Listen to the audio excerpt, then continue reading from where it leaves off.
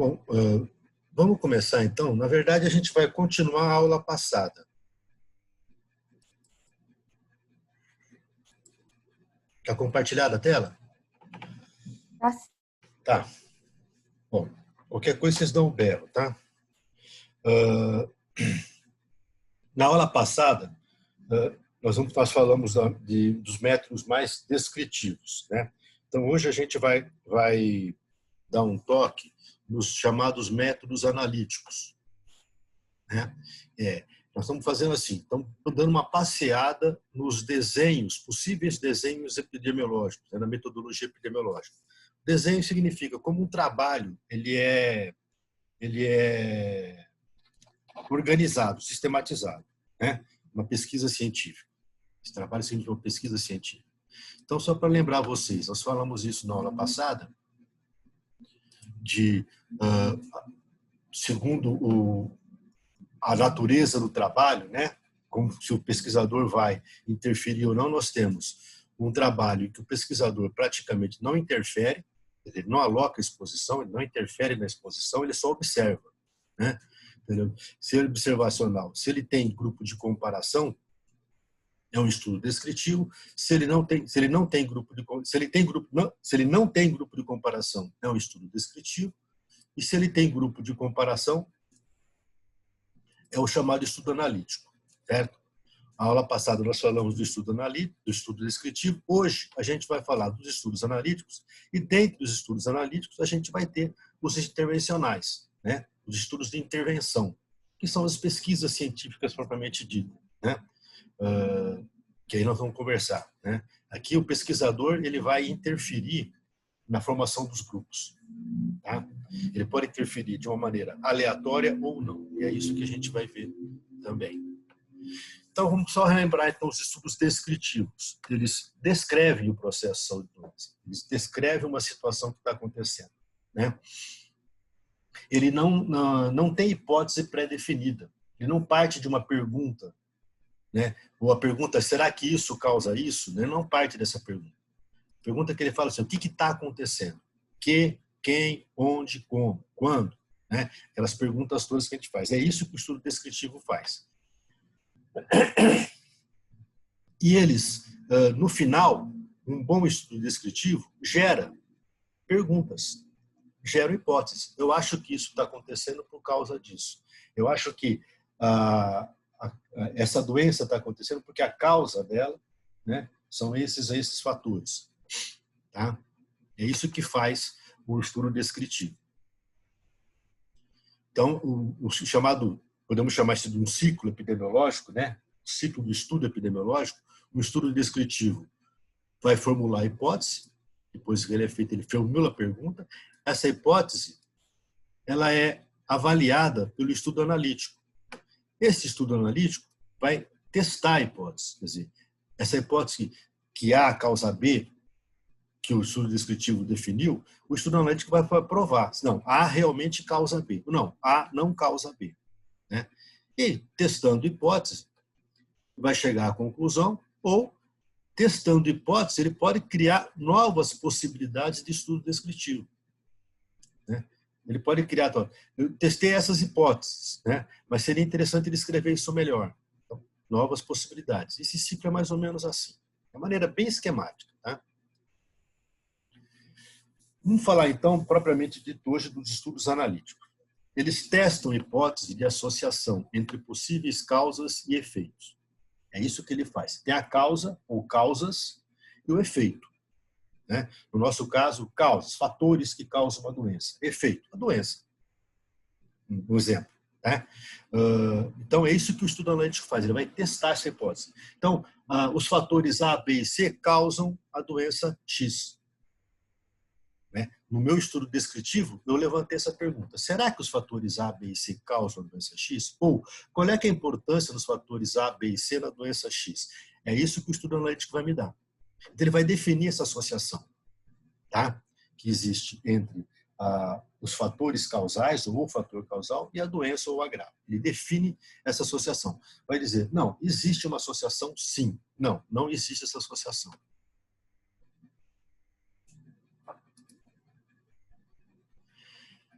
De novo, então, o estudo descritivo descreve o processo de saúde e doença e formula hipótese. O estudo analítico testa a hipótese e define se existe uma associação causal. Então, no desenho do estudo analítico, geralmente o estudo analítico ele tem uma longitudinalidade. Ele é longitudinal, não consigo falar a palavra. Ele tem um desenho longitudinal. Ele vai de um ponto para outro. Né? Lembra que o estudo descritivo é um estudo transversal, ele tira uma fotografia do que está acontecendo. O estudo analítico ele vai de um ponto para outro. Se ele for da exposição ou dos fatores causais para a doença, nesse sentido, eu chamo estudo de coorte. Se ele parte da doença para a exposição, eu chamo de estudo caso-controle. Nós vamos entender isso melhor. Então, se é da causa para o efeito, se eu parto da causa para o efeito, estudo de coorte. Se eu parto do efeito para a causa, estudo caso-controle. Tem alguns conceitos que a gente tem que entender quando faz esse estudo desses desenhos epidemiológicos.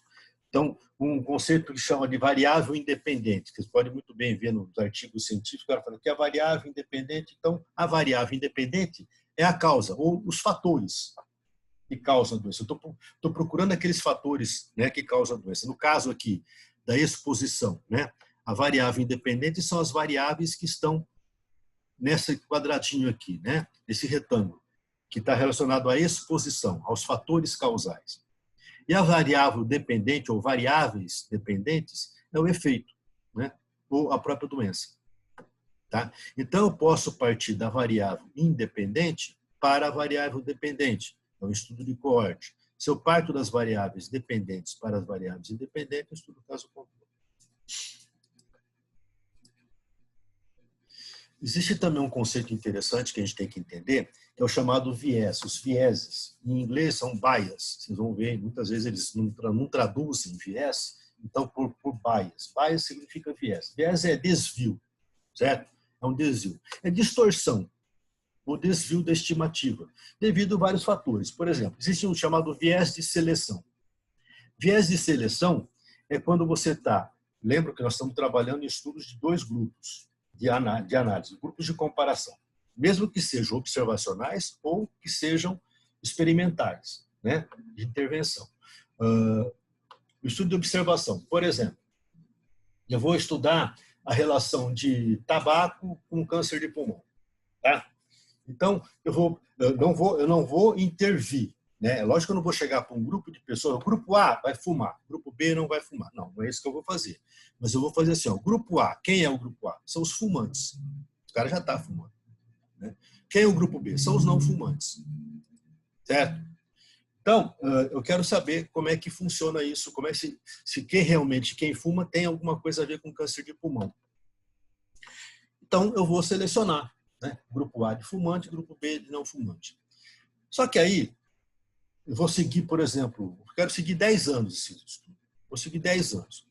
Aí, de repente, quem estava no grupo do fumante, o cara resolveu parar de fumar. Quem estava no grupo de não fumante resolveu fumar. Então, você perde, né? Você perde o segmento. Ou o cara desistiu, ou o cara parou de fazer, parou de participar do grupo, ou ficou doente, ou morreu de acidente. Então, esse viés de seleção existe, principalmente em estudos muito longos, né? O viés de informação é quando você vai coletar o dado. Isso aqui é muito comum nos estudos caso-controle, né, que a gente vai entender melhor. Depende muito da memória do indivíduo que está participando, né? Por exemplo, um estudo caso-controle, do contrário, seria câncer de pulmão e ato de fumar. Então, se eu fosse fazer um estudo de coorte entre hábito de fumar e câncer de pulmão, eu ia chegar a partir de quem fuma e quem não fuma para saber quem tem câncer de pulmão ou não. Se eu quero estudar um estudo de caso-controle de hábito de fumar com câncer de pulmão, eu parto. Quem é que tinha câncer de pulmão, quem não tinha câncer de pulmão. Quem tinha câncer de pulmão fumava e não fumava, quem não tinha fumava e não fumava. O contrário. Então, eu vou chegar para um cara que está com câncer de pulmão e pergunto, você fuma? Aí eu fumava. Você fumava quanto? Ah, fumei durante 20 anos. Você fumava quanto? Muitas vezes o cara não lembra, né? Além do cigarro, você fazia mais alguma outra coisa? Comia muito, tomava muito café, trabalhava em mina, trabalhava em outra situação que deve ter problema de pulmão. Então, depende muito. Quando é uma coisa muito demorada, o cara tem memória, né? Falha de memória, falha de pesquisa e tal. E tem também um conceito interessante, que é o confundimento ou variável geradora de confusão, né? É uma coisa muito comum isso, né? Na verdade, entra uma variável no meio aí, né?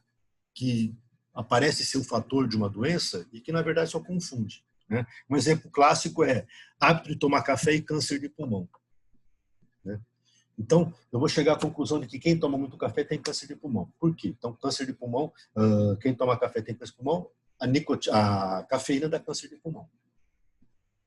Claro que fica óbvio aí a associação do café com o tabaco e o tabaco com câncer de pulmão. Então, o café, teoricamente, praticamente não tem nada a ver com câncer de pulmão. Tá? Isso acho bem claro. Esse é um exemplo que eu tive na minha tese. Uso de preservativo e infecção pela hepatite C. Eu tinha que fazer um trabalho de caso controle e eu tinha que fazer perguntas, né? O meu trabalho era assim: quem tinha hepatite C, por que pegou hepatite C? E comparava. Então tinha que ter quais eram os hábitos, né, da pessoa que tinha hepatite C. Comparava com os hábitos de pessoas que não tinham hepatite C. Então isso era um estudo de caso controle clássico. E entre outras coisas tinha que perguntar se usava camisinha ou não. Então chegou à conclusão que quem tinha hepatite C, principalmente que era co-infectado com HIV, usava mais camisinha. Então, se eu fizesse a pergunta ao contrário, eu podia chegar à conclusão que camisinha levava a hepatite C, né?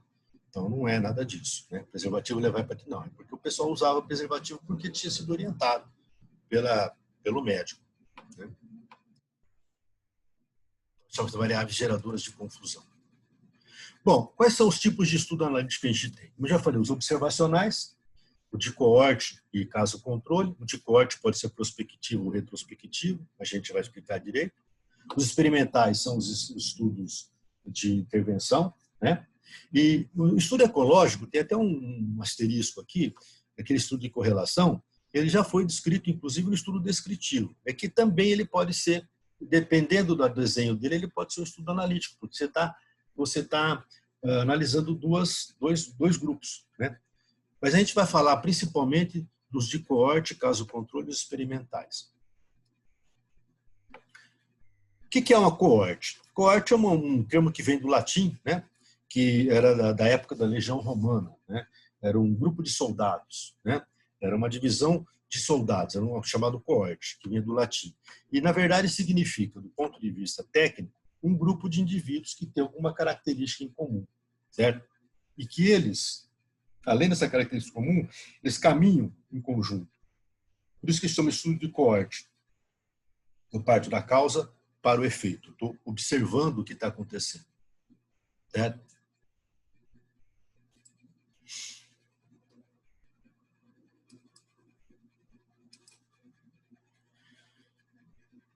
Então, no estudo de coorte clássico, né, o pesquisador observacional, né, é que vai vai indicar quais são os grupos. Ele vai definir grupo, 1 ou 2 grupos, né, 3 ou 4 grupos de pessoas que têm a doença e de pessoas que podem ter a doença ou não, e que eles vão se estabelecer qual é o vínculo que ele tem com aqueles fatores, né?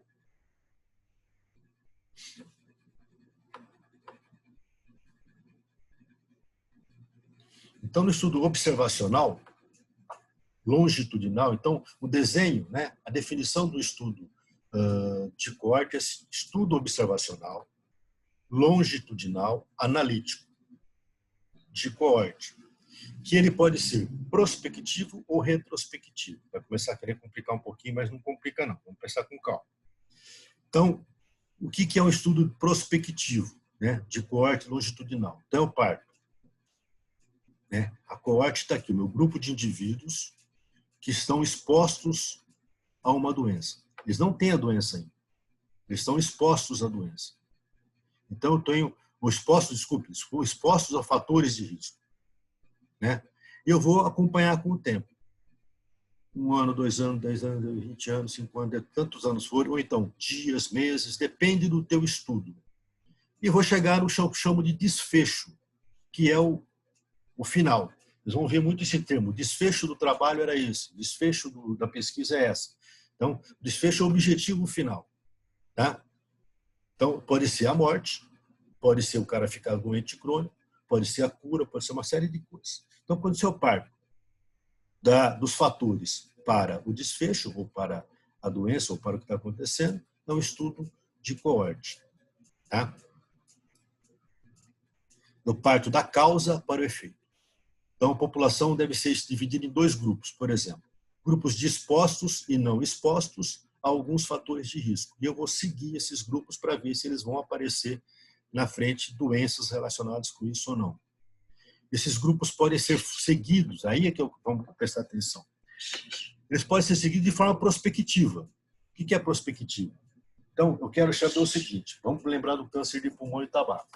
Então, tem o grupo A que fuma e o grupo B que não fuma. Então, se eu quero um grupo de coorte, eu vou partir dos fatores da causa, né, dos fatores causais para a doença. Então, de quem fuma e quem não fuma, para quem tem câncer de pulmão e quem não tem câncer de pulmão.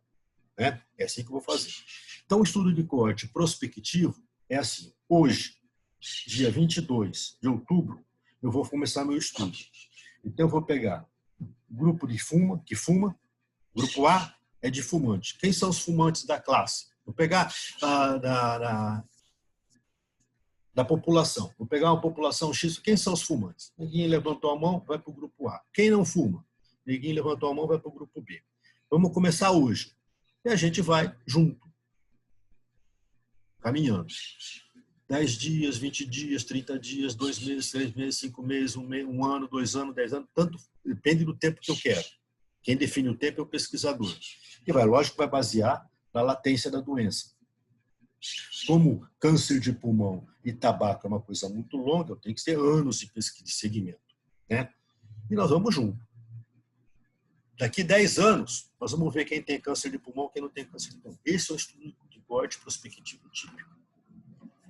Ah, mas eu quero fazer um estudo de coorte, mas eu não quero seguir o paciente. Eu vou começar hoje a seguir o paciente. Não, eu quero saber o seguinte, o que já aconteceu. Porque eu não vou ter tempo para ficar 10, 15 anos esperando o paciente. Então, eu posso fazer o seguinte. Eu parto de quem tem o hábito de fumar. Grupo A, hábito de fumar. Grupo B, não tem hábito de fumar, não é tabagista. Certo? Só que, ao invés de eu começar hoje, eu vou pegar lá atrás, há 10 anos atrás, ou há 20 anos atrás, essas pessoas que fumavam e que não fumavam. Certo? Então, eu vou ter um olhar retrospectivo. Só que eu vou partir da causa para o efeito. É para não confundir com o caso controle, que nós vamos falar daqui a pouco. Então, eu sempre parto da causa para o efeito. Isso é um estudo longitudinal, um estudo de coorte. Só que ele pode ser prospectivo, se eu começo e vou junto, medindo os fatores, né, as variáveis, ou se eu pego o que já aconteceu. Né, há 10, 15 anos atrás. Como é que eu sei disso? Vou fazer pesquisa. Né? Vou fazer pesquisa. Não vou partir de quem tem câncer de pulmão, vou partir de quem tinha hábito de fumar. O cara fumava, nos últimos 20 anos o cara fumou. Então, eu chego aqui, no dia 22 de outubro, eu já tenho os resultados. Mas eu parto da causa para o efeito. Eu não vou procurar o resultado daqui a 10, 15 anos. Eu já tenho os resultados. Depende do estudo, isso é melhor ou não. Tá? É isso que eu chamo de forma retrospectiva, de segmento retrospectivo. Então, é mais ou menos isso. Prospectivo, o paciente vai da causa para o efeito, no olhar para frente. População de estudo. A seleção é feita pelo pesquisador. Certo? Agora, é uma seleção que ele não vai interferir nos fatores causais. Ele só vai observar quem já tem os fatores causais. Eu vou pegar, então, quem são os expostos e quem são os não expostos. Por exemplo, quem fuma e quem não fuma. Eu vou seguir. Bonitão. Eu vou chegar. Quem fumava, quantos ficaram doentes de câncer de pulmão, no caso, e quantos não ficaram doentes apesar de fumar. Quem não fumava, quantos ficaram doentes de câncer de pulmão apesar de não fumar e quantos não ficaram doentes mesmo porque não fumavam. Tá? É isso que é o estudo de coorte. Se eu fizer o segmento, conseguir fazer o segmento daqui para frente, junto, eu estou fazendo uma prospecção, né? Então, estudo prospectivo. Mas se eu partir da causa para o efeito, mas pegar o que já começou lá atrás, eu faço um coorte retrospectivo. Se alguém tiver alguma dúvida, vai perguntando. Eu não sei se vocês já tiveram esses conceitos no ano passado. O objetivo do estudo de coorte é estabelecer o que a gente chama de nexo causal, a causalidade, né? Os fatores de risco que concorrem para o aparecimento de uma doença. Aqueles fatores realmente causam essa doença? Então, é nexo causal entre os fatores de exposição e os desfechos, né? Seria a doença ou não, ou a cura, tanto faz. Ele reúne evidências da associação entre o fator de exposição e o evento. Tá?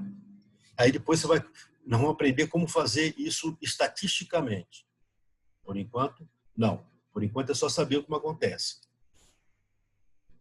Por exemplo, ó, eu posso avaliar no estudo de coorte, ou prospectivo ou retrospectivo, como que eu falei até agora, associação de fumo e câncer de pulmão. Parto do fumo para o câncer de pulmão. Beleza. Ou eu posso avaliar, por exemplo, a história natural da doença, evolução de paciente HIV positivo. Certo? Um estudo prospectivo. Né? Hoje tem vários estudos mostrando isso, por exemplo, estudos de sobrevida de pacientes com HIV. Né? Tem estudos interessantes que mostrando assim a comparação de sobrevida de paciente com HIV que tomava remédio e que toma os remédios atuais. Né? Então, tem estudos fantásticos sobre isso, dizendo que, por exemplo, você comparar a sobrevida de um paciente que não tem HIV com um paciente que tem HIV, mas não toma remédio, então existe uma queda de idade média muito grande, né? De vida média muito grande, né? Talvez 10, 15 anos a menos de quem tem HIV e não toma remédio. Aí eles compararam isso com pessoas que tomam remédio nos primeiros 10 anos. Então, melhorou um pouquinho nos primeiros 10 anos do tratamento, melhorou um pouquinho a sobrevida dos pacientes. E agora comparam com os pacientes que têm tomando remédio mais recentemente, nos últimos 4, 5 anos, mostrando que houve uma melhora muito grande na sobrevida dos pacientes com HIV, porque os remédios novos são melhores, o modo de tratar é melhor, tal. Então, isso é um estudo prospectivo. Tá? O estudo de impacto de fator prognóstico, marcador tumoral e evolução de câncer. Né? Isso permitiu a gente saber, por exemplo, que tem alguns marcadores tumorais que, se a mulher tiver, né, ela vai ter uma chance muito grande de câncer de mama. Tem algumas mulheres, inclusive, que já retiram as mamas, né, só fazendo esse estudo genético de marcadores, por mutação genética, né, esses marcadores, fazendo estudo genético, se a pessoa tem isso, tira a mama. Um dos casos famosos, se não me engano, foi a Angelina Jolie que fez isso, se não me engano. Né? Ela tinha esse marcador para evitar um futuro câncer de mama, ela já retirou a glândula mamária. Né? Isso é possível. Estudo de intervenção diagnóstica. Por exemplo, o câncer de colo de útero é um câncer muito comum nas mulheres. E quando começou a aparecer melhoria no diagnóstico, inclusive usando a chamada colpocitologia, que é o tal do Papa Nicolau, né? O quanto que isso melhorou, impactou na mortalidade do câncer de mama, do câncer de colo de útero. Dá para fazer isso, né? Tranquilo. Estudo de intervenção terapêutica. Por exemplo, um tratamento cirúrgico de fratura de colo de fêmur em idoso, né? Eu tenho diferentes tipos de abordagem e quanto isso interfere na mortalidade. Estudos, por exemplo, hoje é muito comum em cirurgias intraabdominais, cavidade abdominal, né? Hoje, praticamente, quase que todas as cirurgias de cavidade abdominal são feitas por videolaparoscopia, né? Porque se mostrou que a videolaparoscopia é muito mais benéfica para o paciente do que você ter que fazer uma laparotomia, que é abrir o abdômen, explorar. É lógico que tem que fazer isso em algumas situações, mas a maioria das cirurgias hoje, principalmente cirurgias eletivas, né, de retirada de vesícula, cirurgia de apêndice ou qualquer outro tipo de cirurgia eletiva, você faz pela videolaparoscopia, né? Não precisa fazer abrir a barriga, se expor o paciente, né? Então, isso tudo conseguiu por quê? Fizeram estudos prospectivos desse tipo. Eu posso fazer um estudo prospectivo dependendo do que eu quero, né? Dependendo do que eu estou relacionando, do que é o fator causal e com qual fator causal com a doença que eu quero. Por exemplo, eu posso pegar grupos específicos de pessoas que têm uma vulnerabilidade maior àquele fator. Eu pego, por exemplo, quero trabalhar com risco biológico, transmissão de hepatites, de HIV, tal, com risco biológico. Eu vou pegar profissionais de saúde. Posso comparar profissionais de saúde, por exemplo, com profissionais tipo da polícia militar, que tem contato também com as pessoas, ou profissional de saúde com pessoas que não são da área da saúde, para ver qual é o grupo que tem mais, né? Quantas vezes o profissional de saúde tem mais risco. Por isso que hoje eu sei que quem entra em contato com o vírus HIV, o profissional de saúde que entra em contato com o vírus HIV através da picada de agulha, ele tem um risco de 0,3%, 0,4%. Né? Quem tem o risco de ter contato com vírus de hepatite C tem 2%. Então, é isso porque esses coortes, esses grupos, esses estudos de coorte me propiciaram essa informação. Coorte de exposição especial. Então, aqueles casos clássicos, né, em que aquele grupo de pessoas foi submetido a um nível elevado de uma exposição não usual. Esse é um exemplo clássico, por exemplo, da Hiroshima, né, os japoneses, os descendentes dos japoneses de Hiroshima, que até hoje estão estudando, e tem um risco maior de gravidade de cânceres, né? O exemplo também muito clássico, o Chernobyl. Aliás, quem não assistiu essa série, é bom assistir, porque é fantástica essa série. São 5 ou 6 capítulos. Se não me engano, tem na Netflix. Se não tiver, procura. Chernobyl. E até hoje tem gente morrendo por conta desse problema do vazamento da usina da Rússia. E aqui no Brasil, do Césio, né, que aconteceu, acho que foi no Mato Grosso, se não me engano, ou Goiás, eu não lembro direito, já faz uns 15 anos por aí. E tem gente até hoje, né, que submetendo a acompanhamento porque teve contato com o Césio, que é um elemento químico altamente radioativo e deu problema de câncer, muita gente. Aplasia de medula. Então, como eu falei, os estudos prospectivos de coorte podem ser prospectivo do retrospectivo. Então, prospectivo. A exposição é medida no momento da seleção. Eu seleciono, então, o grupo A e o grupo B e nesse começo eu vou. E esse evento é analisado durante o segmento. Vamos juntos. Nos próximos 10 anos a gente vai se encontrar. Esse é o prospectivo. E o retrospectivo?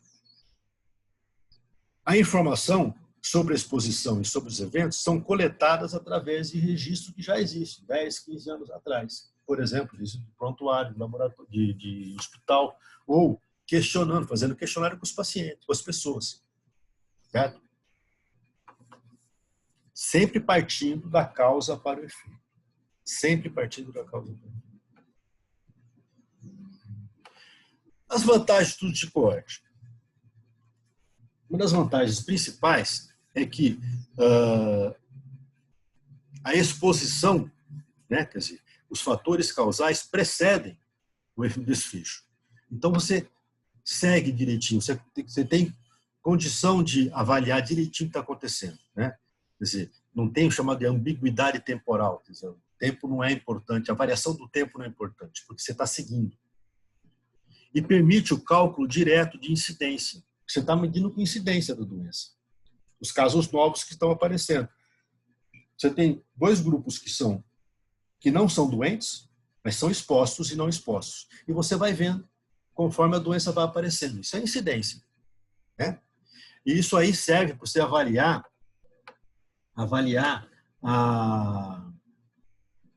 a causalidade mesmo, se existe uma relação causal entre as causas e os efeitos. Tá? Isso aí é o que a gente vai aprender depois, em outras aulas, o chamado cálculo do risco relativo. Que aqui é como eu vou calcular estatisticamente se houve essa causalidade.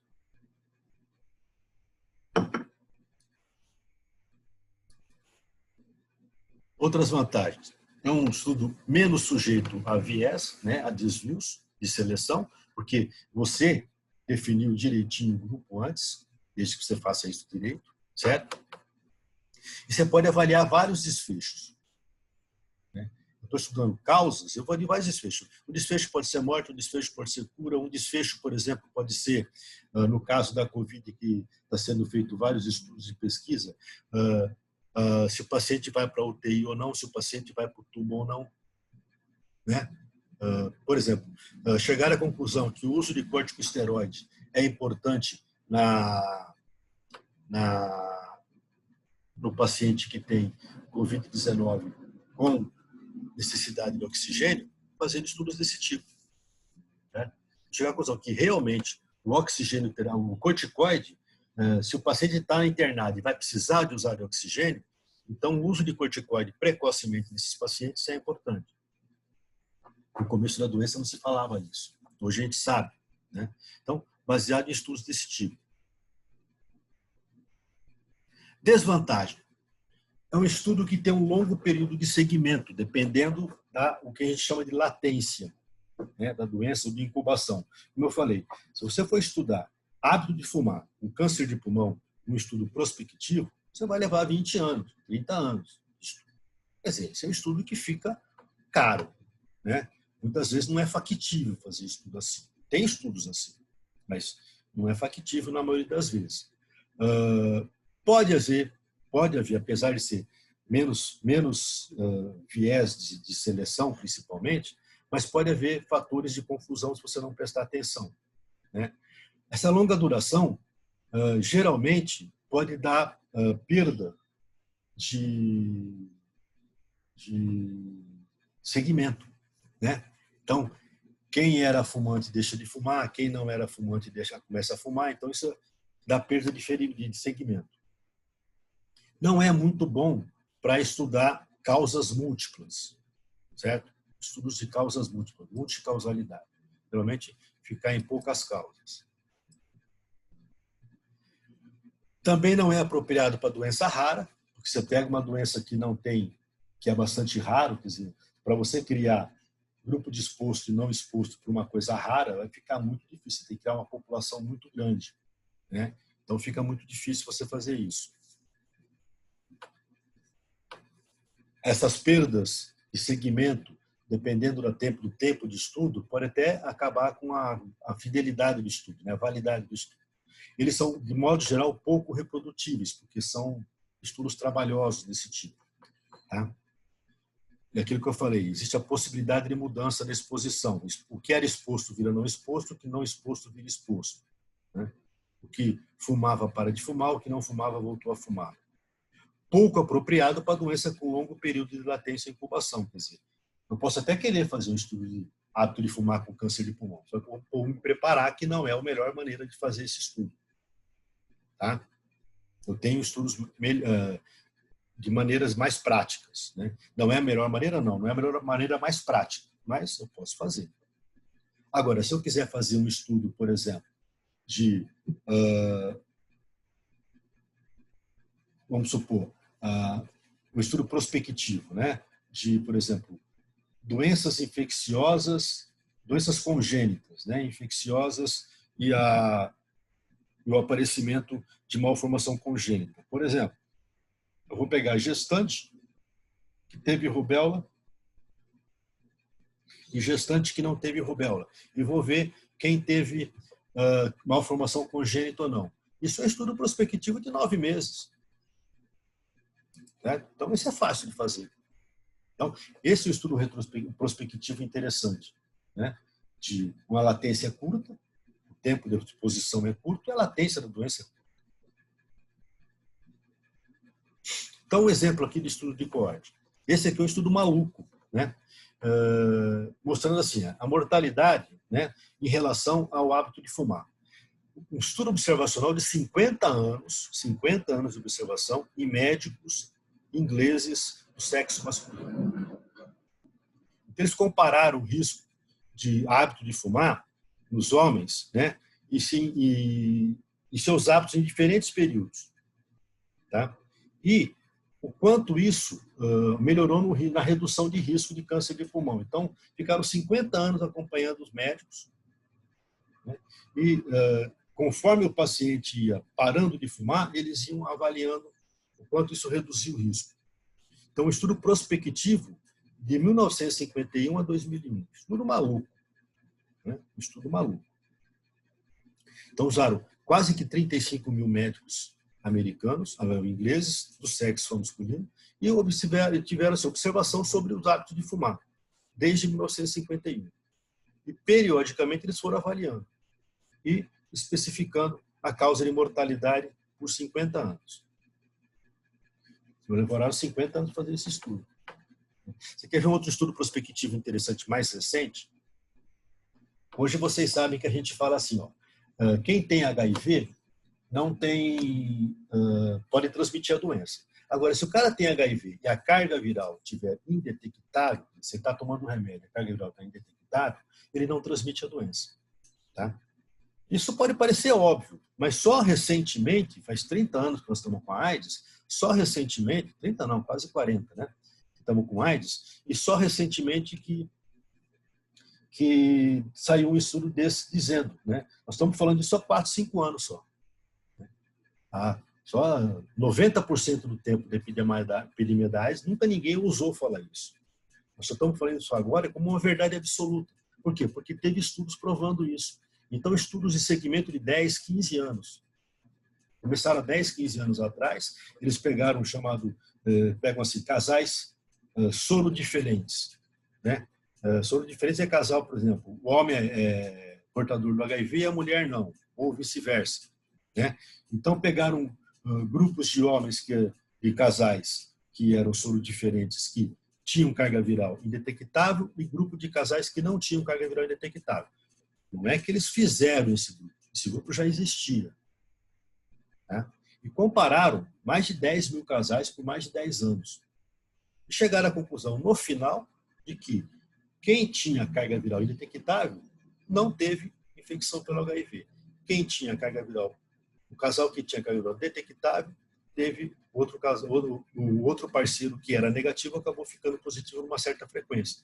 Isso, estatisticamente, mostrou que hoje a gente pode assumir o dado de que quem tem carga viral indetectável não transmite a doença, através de um estudo prospectivo de longa duração. Esse é um estudo prospectivo, já é o contraponto do outro. O outro demorou 50 anos. Esse aqui demora 6 meses, 9 meses. Né? Por exemplo, determinar o ganho ponderal acima, né, do normal durante a gestação, em serviço de pré-natal de baixo risco. Então, pegaram aí, né, avaliou a influência de fatores sociodemográficos, história gestacional, tabagismo, trabalho fora de casa, estado nutricional, sobre o ganho ponderal específico. Né? Uma coorte de 141 gestantes saudáveis, que foram seguidos. Então, ó, durou de março de 97 a março de 98, um ano de estudo. Isso dá para fazer. Tá? Isso dá para fazer. Um outro estudo de coorte. É um estudo de coorte retrospectivo. Aqueles que nós falamos até agora eram um coorte prospectivo. Um coorte retrospectivo. Então, ó, impacto do tabagismo em eventos cardiovasculares, como infarto agudo, edema de pulmão, arritmia e morte, no perioperatório de operações não cardíacas. Então, isso aqui é uma dissertação de mestrado. Então, o que é o negócio? que eles queriam saber? Avaliar o papel do tabagismo em complicação cardíaca pós-operatória de operação não cardíaca. Então, o neguinho fuma e vai fazer uma apendicectomia, tá? Ou vai fazer uma cirurgia de cabeça e pescoço, ou vai fazer uma cirurgia de pulmão, ou vai fazer uma cirurgia qualquer que não seja no coração. E eles vão avaliar se quem fuma e quem não fuma tem uma maior mortalidade ou não. Tá? Então, o método trata-se de uma coorte retrospectiva de um hospital geral, onde foram incluídos 1.072 pacientes. Eles foram estratificados em tabagistas atuais, ex-tabagistas e não tabagistas. Estou partindo lá de trás. Os 3 grupos foram analisados para desfecho cardiovascular, combinado no pós-operatório, infarto, edema, arritmia, e a mortalidade é em 30 dias. Quer dizer, então chego no hospital e falo assim, ó, eu sei que teve gente aqui, eu tenho 1.072 pacientes que foram operados, né, de problemas não cardíacos. Eu quero estudar como o tabagismo interferiu na resposta ao pós-operatório, na mortalidade do pós-operatório. Então, eu vou pegar cara que ainda fuma, cara que já fumou e cara que nunca fumou. Eu vou nos laboratórios, vou nos dados do hospital e retrospectivamente eu pego esses dados. Retrospectivamente eu faço o grupo de tabagista, do ex-tabagista e do não tabagista. Eu não vou começar agora e seguir daqui para frente. Eu já tenho esses dados, eu vou coletar, mas sempre partindo da causa para o efeito. O que é o contrário do estudo caso-controle. Então, o caso-controle é um estudo observacional, longitudinal, com olhar retrospectivo. Não confunda com coorte retrospectivo. Esse nome pode confundir. É um olhar retrospectivo, um olhar para trás, partindo da doença para a causa. Então, é um olhar retrospectivo analítico em que um grupo de casos, isto é, indivíduos com a doença, é comparado contra a exposição a um ou mais fatores, e um grupo de indivíduos semelhante ao grupo de casos também é comparado com esses fatores, chamado de controle. Caiu alguma coisa ou não?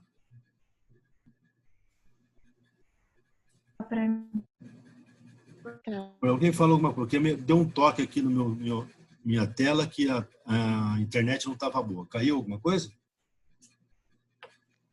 Deu uma cortadinha na hora que o senhor estava falando, né, no começo desse slide.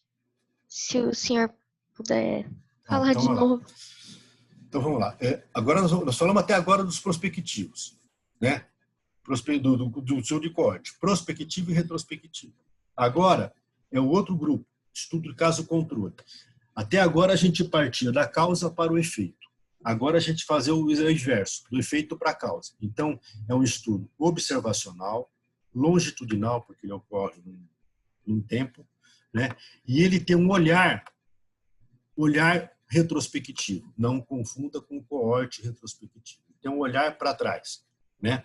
E eu vou analisar, então, um grupo de pessoas que têm a doença, chamo de grupo de caso. Então, vamos fazer o exemplo do câncer de pulmão. Eu vou pegar essas pessoas que tiveram câncer de pulmão e vou comparar com um grupo de pessoas, eu chamo de grupo de caso, um grupo de pessoas que não têm câncer de pulmão, eu chamo de grupo controle.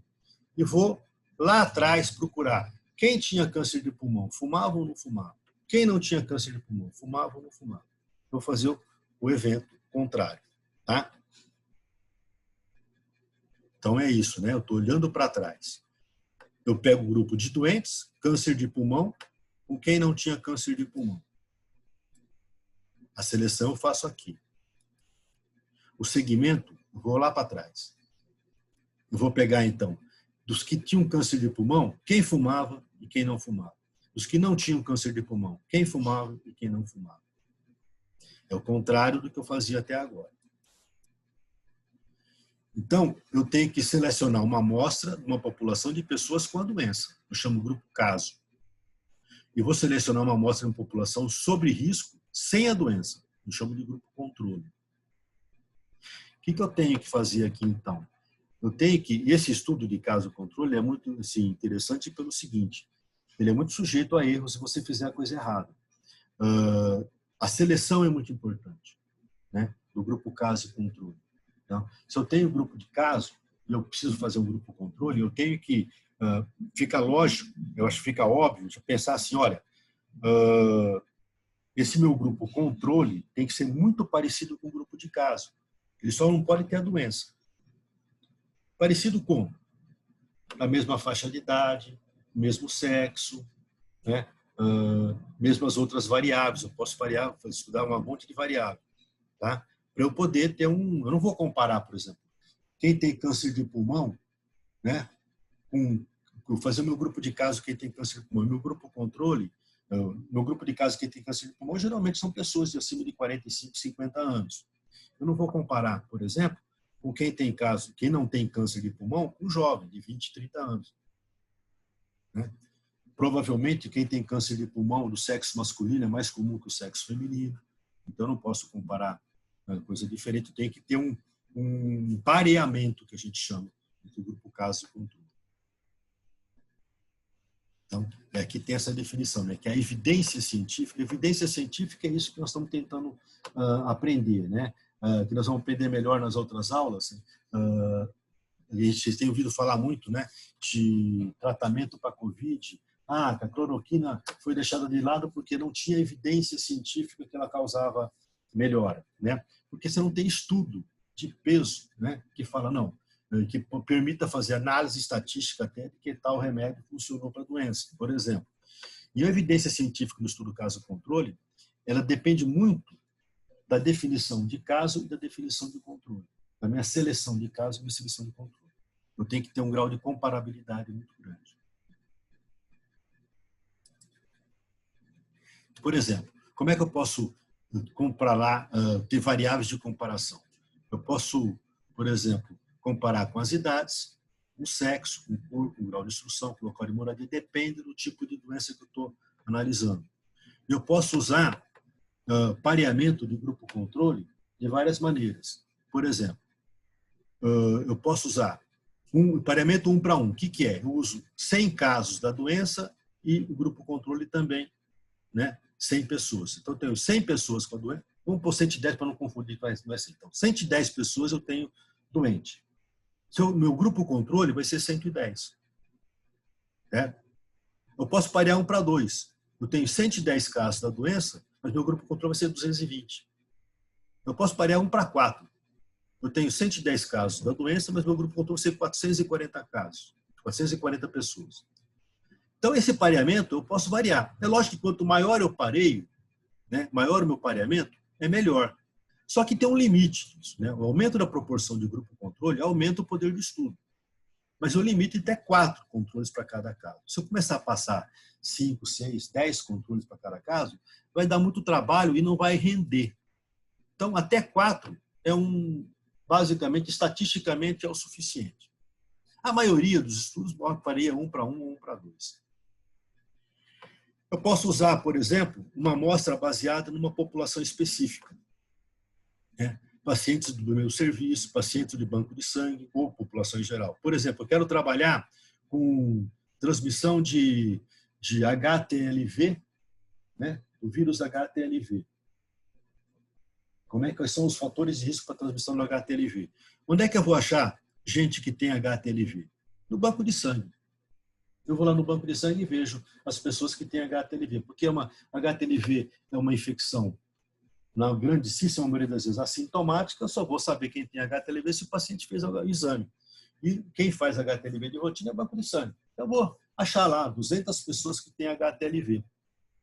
Né? E eu vou comparar com quem não tem HTLV para saber como é que aquelas pessoas pegaram HTLV. Ou eu posso usar a população em geral. Aí vou ter que definir bem meu grupo caso e meu grupo controle. As vantagens. Esse é um estudo bom para doença rara ou doença com longo período de incubação ou latência. Que eu não estou esperando, eu não estou seguindo. Eu vou pegar lá de trás. Né? Já peguei o efeito. Né? O desfecho já está definido. quem tem a doença, quem não tem a doença. Eu só vou procurar lá atrás saber se a pessoa teve relação com um fator causal ou não. Ele ajuda a gerar hipótese para nova doença, certo? Ou outros surtos, ele ajuda a gerar hipótese. E ele é relativamente barato. Relativamente barato. Não tem tanto despesa assim. Desvantagem. Como é um estudo, é um estudo que já aconteceu, a doença já aconteceu, eu não vou trabalhar com incidência. Então, eu não posso trabalhar com risco relativo, né? Para eu analisar o estudo do caso controle, como eu analisava os prospectivos. Isso aqui vocês vão entender melhor na aula que a gente for falar de risco, de fator de prognóstico e diagnóstico de doença. Não se preocupe, só guardem essa situação. E aqui, então, a gente calcula uma estimativa do risco relativo, que é chamado odds ratio, né? Ou razão de chance. O correto mesmo é odds ratio. Costuma não traduzir isso aí. É uma estimativa do risco relativo. Tem importância, vocês vão aprender isso mais para frente. Uma desvantagem. Seleção do grupo controle. Dependendo muito, você vai ter problema na seleção do grupo controle. Vou dar exemplo. E grande suscetibilidade de viés. Viés de seleção, né? Amostragem diferencial entre caso e controle. Viés de informação é muito importante nesse grupo. Você vai trabalhar, por exemplo, com informação que aconteceu há 20, 30 anos atrás. As pessoas não vão lembrar direito. Tá? Então, um exemplo clássico do estudo caso-controle. Estudo caso-controle com fator de risco associado à hepatite C em mulheres gestantes no hospital do Paquistão. Tá? Então, aqui era para identificar fator de risco de hepatite C, entre mulheres gestantes, né? No período pré-natal, no hospital terciário, de cuidado terciário. Então, eles envolveram aqui, 119 mulheres caso. O que é? 119 mulheres que tinham hepatite C. E o controle era 238 mulheres, então 119 mulheres gestantes que tinham hepatite C, 238 mulheres que não tinham hepatite C, que eram gestantes. Variamento 1:2. Então, os casos eram, tem que definir o que era caso. Eram mulheres em qualquer estágio da gestação até 7 dias após o parto. É um período que se definiu. Tá? Com evidência sorológica de positividade de HCV, tá? Hepatite C. Então, tinha sorologia positiva de hepatite C. E que eram atendidos no hospital. O grupo controle eram mulheres de qualquer estágio de gestação, dentro dos 7 dias após a gestação, né? Com evidência sorológica negativa de hepatite C, e que era atendido no hospital. Então, você compara as gestantes, né, naquele período que se definiu, que tinha hepatite C, com gestantes naquele período que se definiu que não tinha hepatite C. Então, é uma comparação razoavelmente boa, porque você pega assim, você vai comparar mulher com mulher, não tem jeito. Faixa etária, praticamente a mesma. Gestante não, todas elas são gestantes, então a faixa etária era muito semelhante. Certo? Então, não fica difícil você calcular, construir um grupo caso e um grupo controle. Né? Aí você pode ter outras variáveis, por exemplo, condição social, né? Coisas desse tipo. Né? Você pode trabalhar assim, não, quero mulheres, mas todas essas mulheres trabalham estão atendidas no hospital, mas será que tem diferença social entre elas? Eu posso usar essa variável. Tá?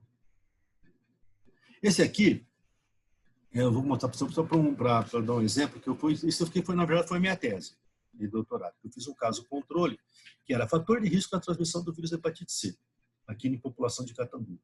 Então, eu tinha que acompanhar, né, avaliar os possíveis fatores. O que eu peguei? Eu queria saber assim, quem tinha hepatite C, por que pegou hepatite C? Quais são os fatores de risco? Então, eu vou comparar com quem não tinha hepatite C. Então, no fundo foi isso.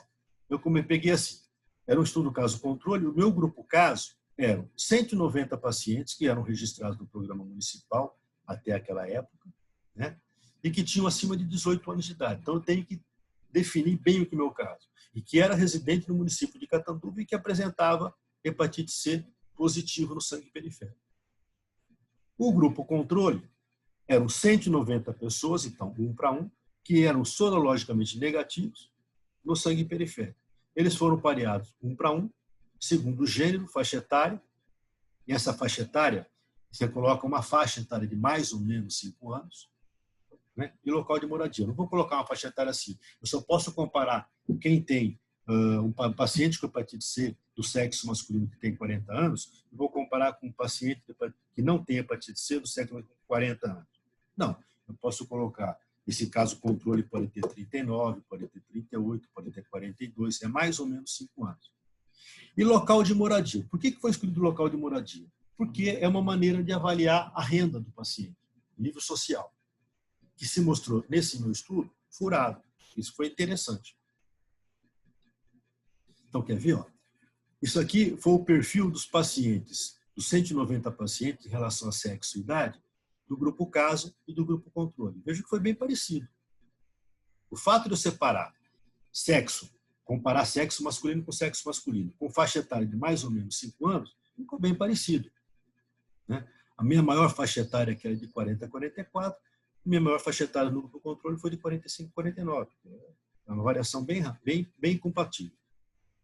Só que quando eu fui comparar local de moradia, já deu treta.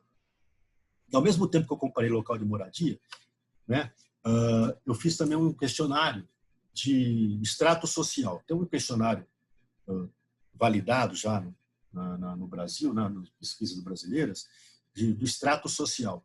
Então, você faz um monte de pergunta para a pessoa, baseado simplesmente no poder aquisitivo dela. Né? Como que você avalia isso? Então, você avalia tipo de moradia. Né? Então, é moradia de alvenaria, não é de alvenaria, quantos eletrodomésticos tem, você pergunta, né? Quantos televisão, quantos geladeira, quantos freezers, o freezer é assim, tem uma série de coisas. Né? Grau de instrução, uma série de coisas. Você estratifica em extrato A1, A2, B1, B2, C1, C2, D e E. Né? O A1, A2 seria... A1 seria classe alta, né? O A2, classe média alta, basicamente. O B1 e o B2 seriam classe média. C1, C2, classe média baixa. E D e E, classe baixa. Seria mais ou menos isso. Né? Aqui só para comparar o grupo controle, desculpa, o grupo caso e o grupo controle. Então, vocês vejam que, apesar de eles morarem perto, né, a estratificação social não bateu. Tá vendo? No grupo B1, né, eu tinha, junto, comparação do grupo B1, que seria uma classe média, né, o grupo caso era muito maior que o grupo controle. Então, só o local de moradia não foi legal. Eu tive que colocar isso no trabalho. Isso foi uma falha. Só para mostrar, dar um exemplo para vocês. Então, esses são os estudos longitudinais observacionais. Agora tem os estudos chamados experimentais. Esses estudos estão muito na moda por conta até da Covid. Né? Todo mundo está ouvindo falar, pô, mas não tem nenhum remédio que funciona porque os estudos de experimentação não mostram eficácia. Agora, na questão da vacina. A vacina, né? O estudo de intervenção da vacina. Essa vacina que está sendo feita agora, né? Que está sendo testada. O que eles fizeram? Estão pegando voluntários. Pegaram voluntários para tomar a vacina, né? E depois a gente vai ver melhor, né? Uns vão tomar vacina da Covid, outros vão tomar uma outra vacina qualquer que não é a Covid, chamada placebo. Né? E eles vão ver essas pessoas se eles vão ter imunidade ou não. Como um estudo de curta duração, porque essa imunidade aparece rapidamente, é um estudo que dá para fazer tranquilo. Eles estão até, é o chamado que está na fase 3, que nós vamos aprender mais para frente, em outra aula. E logo, então, esse estudo, na fase 3, que é uma quantidade de pessoas, né, alguns milhares de pessoas sendo testadas, se tiver imunidade presente, eles já vão partir para a fase 4, que é a liberação da vacina. Então, por isso que eles estão falando que vão terminar agora em outubro a fase 3, porque se terminar em outubro, novembro a fase 3, pode liberar a vacina em dezembro. Não vai ser assim, vai demorar um pouco mais, mas de qualquer maneira é assim que funcionam esses estudos. Então, esse estudo experimental é os chamados ensaios clínicos, ou clinical trials. Vocês vão ouvir falar em textos americanos, ou ingleses, textos internacionais. Mas são os ensaios clínicos. Então, aqui, o investigador determina o que é um grupo disposto e não exposto a um certo fator. O investigador determina, não fica só observando o que aconteceu. Ele vai determinar, não, você vai tomar tal remédio, você vai tomar tal remédio, né? Ou melhor, você vai tomar remédio, você não vai tomar remédio. Aí o que vai ser dado, depois a gente vai ver, tá? Parte de variável independente, parte das causas. E a distribuição do grupo é de modo intencional, quer dizer, o pesquisador define. Agora, ele pode ser aleatório ou não, que nós vamos ver. Então, eu tenho uma população de referência. Por exemplo, população de Catanduva. Eu quero fazer o teste da vacina da Covid em Catanduva. A população de referência é Catanduva. Vou pegar pessoas de 18 anos para cima.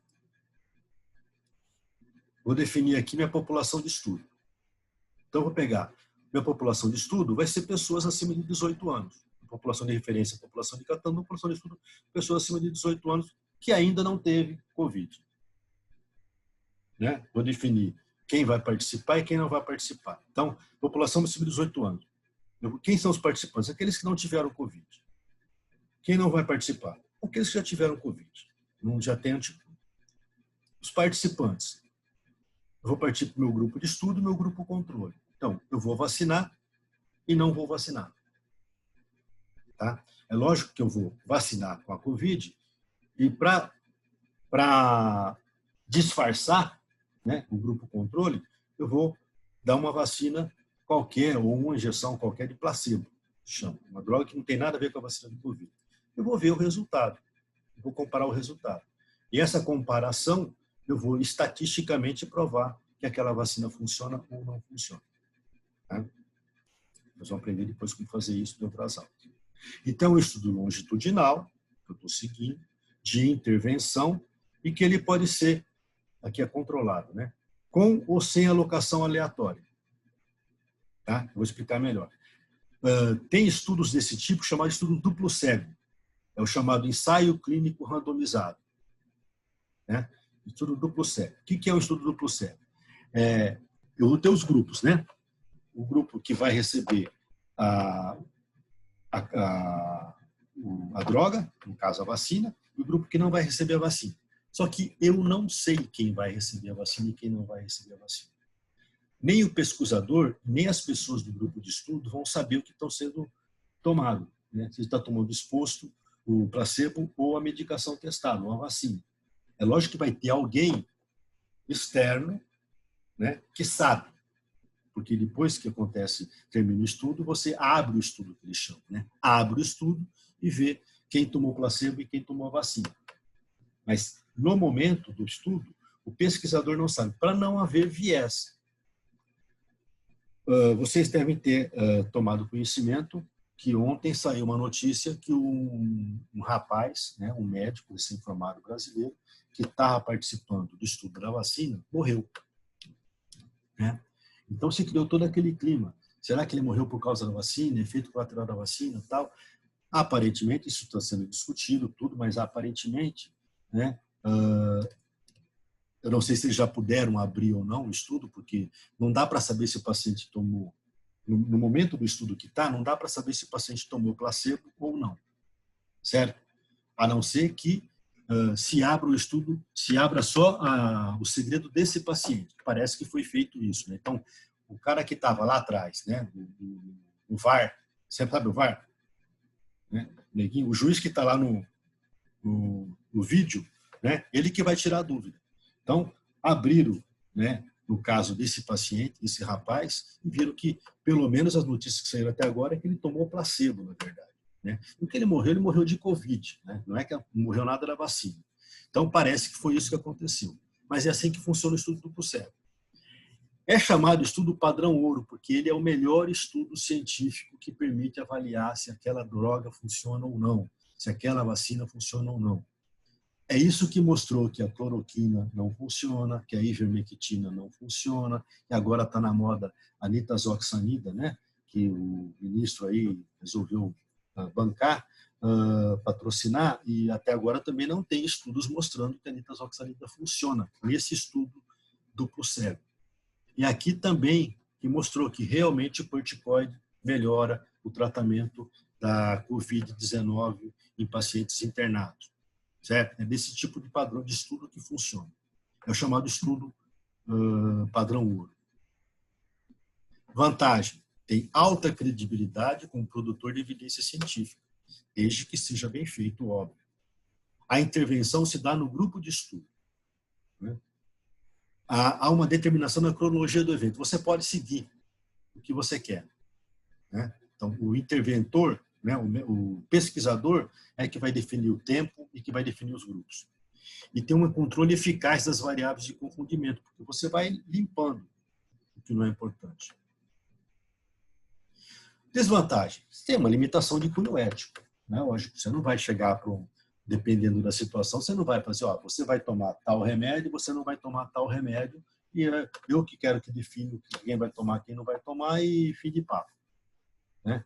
De repente, na evolução do estudo, você tem que tomar novas decisões. Eu vou mostrar um exemplo para vocês. Existe a possibilidade de perda ou recusa do participante da pesquisa. É lógico que tudo isso, todos esses estudos, vocês aprenderam isso, mas vão aprender mais ainda, todo esse estudo que mexe com o paciente tem que ter o tal do consentimento esclarecido.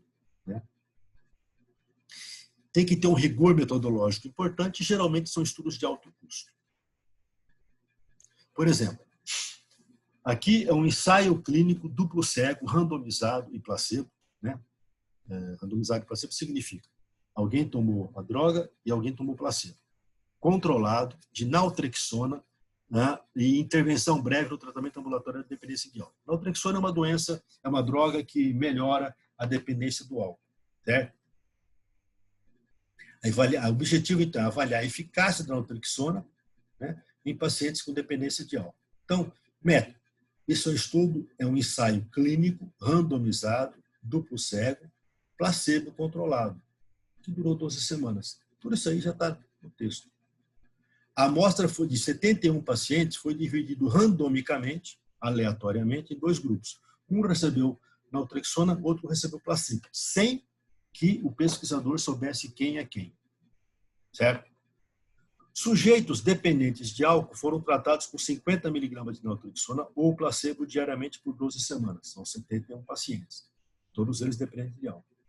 O desfecho clínico para esse estudo foram taxas de recaída e mudança no padrão de consumo de álcool. Então, seguiram por 12 semanas pessoas que tomaram, todos eles eram dependentes de álcool. Alguns tomaram naltrexona, outros tomaram placebo. E seguiram 12 semanas para saber, no final, quem que tinha mudado o consumo de álcool ou recaída, e viram. Né? Quem teve recaída estava tomando naltrexona ou não estava tomando naltrexona? Quem teve mudança no padrão de consumo de álcool, diminuiu o padrão de consumo de álcool, estava tomando naltrexona ou não estava tomando naltrexona? Aí você abre o estudo. Abrir o estudo é saber quem é que tomou o placebo ou não, mas isso só no final do estudo.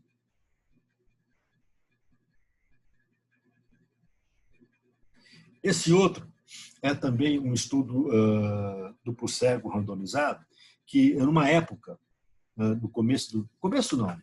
Numa época do tratamento da AIDS, logo que se começou a tratar a AIDS, a gente viu que o tratamento era muito eficaz, né? Quando você teve o tratamento completo, com o coquetel, então era muito eficaz. Só que dava muito efeito colateral, eram drogas muito pesadas, muita quantidade de remédio. Então, surgia aquela possibilidade, será que não dá para dar uma aliviada nos pacientes? A gente diminuir a ingestão de remédio e tal. Então, surgiu esse estudo SMART, né, que falava assim, vamos fazer o seguinte, uma hipótese era assim, quem toma remédio de HIV, coquetel, e está com carga viral zerada há muito tempo, CD4 muito bom, se a gente dá uma reduzida na medicação, a gente vai reduzir, observa, se o CD4 começar a cair muito, a gente reintroduz a medicação. Com isso, a gente dá um sossego para o organismo, dá menos efeito colateral, dá menos desistência do tratamento e tal. Era uma hipótese razoável, certo? Hipótese razoável. Então, eles resolveram fazer isso. Então, é um estudo, né, internacional para examinar os efeitos do tratamento intermitente em pacientes HIV positivo. O estudo, no começo, ele estava programado para fazer um estudo de 9 anos de segmento. mas ele foi parado, né? Foi suspenso depois de 2 anos, porque se descobriu que os indivíduos que interrompiam estrategicamente a doença, o tratamento, começaram a morrer mais, estavam mais expostos à doença. Certo? Eles foram recrutados 6.000 pacientes com CD4 acima de 350, ou mais, né, que é um número bom, e eles foram randomizados para receber o anti-HIV contínuo ou intermitente, mas aí baseado no nível de CD4. Mas eles viram que no meio do caminho, né, logo no começo do estudo, quem tinha CD4 alto e parava o tratamento, quando voltava o tratamento, esse desfecho era pior no final. Então, não era um estudo bom. Então, teve que ser interrompido, né, por questões éticas. Hoje a gente não faz isso. Hoje começou a tratar, não pode parar mais. Porque hoje a gente tem drogas melhores, tudo, então fica mais tranquilo. Era isso aí. Parece confuso, mas é confuso. É confuso porque a gente não está acostumado a mexer com isso, mas a gente vai aprender, vai acostumar. Isso é uma coisa que vocês vão levar para o resto da vida, né? No caso de qualquer trabalho científico que vocês forem ou fazer ou ler, vocês vão aprender a avaliar esse trabalho baseado nessas informações que a gente passa para vocês, tá? Dúvidas? Tem alguém? Professor, o estudo experimental, ele sempre vai ser randomizado ou ele pode ser não randomizado? Ele pode ser não randomizado, dependendo do que você está fazendo. Agora, o não randomizado vai ter um padrão, né, uma robustez científica menor que o randomizado. O randomizado sempre é maior, né? Sempre é melhor, porque te permite tirar conclusões melhores, né? Mais cientificamente evidentes. Entendi, obrigada.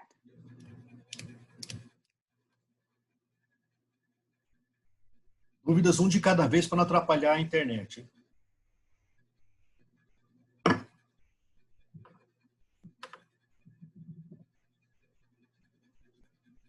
There's no doubt? Não, professor. Capaz que agora não. Então vamos parar. Obrigada, professor. Moçada, até mais. Acho que Vocês tudo fizeram, certo, vocês deram professor. Obrigada. assinaram, né, a lista? Sim. Sim, sim. Eu estou parando.